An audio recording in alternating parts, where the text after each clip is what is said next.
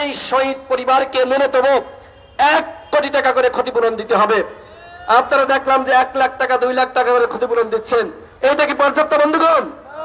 এবং একই সাথে যারা আহত হয়েছে এদের সুচিকিৎসা নিশ্চিত করতে হবে এবং প্রত্যেক আহত পরিবারকে তাদের যে ধরনের আহত হয়েছে সেই বিবেচনা অনুযায়ী ন্যূনতম 50 লাখ টাকা করে ক্ষতিপূরণ দিতে হবে।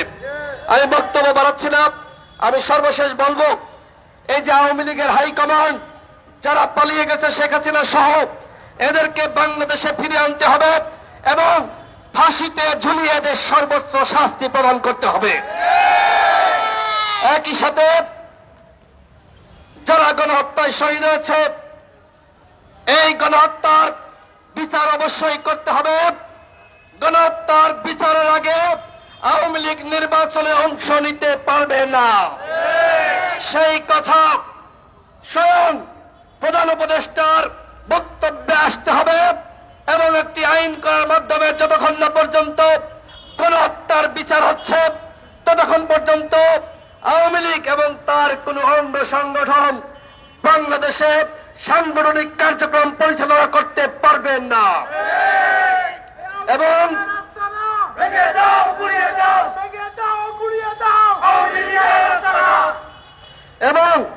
আওয়ামী লীগের নিবন্ধন গণহত্যায় যেহেতু আওয়ামী লীগ জড়িত, যতক্ষণ না পর্যন্ত বিচার শেষ হচ্ছে আওয়ামী লীগের নিবন্ধন স্থগিত করতে হবে।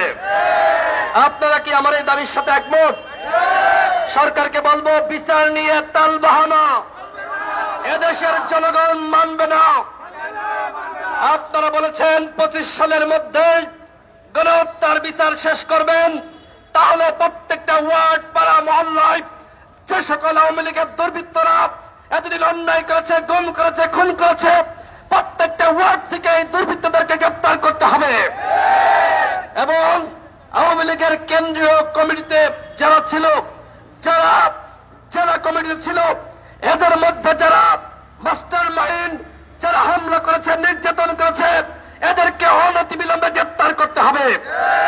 আওয়ামী লীগকে আপনি ঘরের বাইরে রাখবেন, আওয়ামী লীগকে আপনি বলছেন খুঁজে পাচ্ছেন না, এই ধরনের কথাবার্তা আমরা মানব না। আওয়ামী লীগ যে অন্যায় করেছে, অপরাধ করেছে, আওয়ামী লীগের বাংলাদেশে রাজনীতি করতে পারবে না। আমরা স্পষ্টভাবে বলতে চাই, যদি এই সরকার আওয়ামী লীগকে পুনর্বাসিত করে, যদি এই সরকার আওয়ামী লীগকে রাজনীতি করতে দিতে চায়, তাহলে আমাদের রক্তের উপর দিয়ে সেই সুযোগ দিতে হবে। যতক্ষণ পর্যন্ত আমরা আছি, কেউ না থাকুক, গণ অধিকার পরিষদ আছে, আওয়ামী লীগের বিরুদ্ধে আমরা লড়াই চালিয়ে যাব। ওরা মাফিয়া, ওরা খনি, ওরা দুর্বৃত্ত, ওরা আমার ভাইকে খুন করেছে, গুম করেছে, ওদের রাজনীতি বাংলাদেশে আর চলবে না।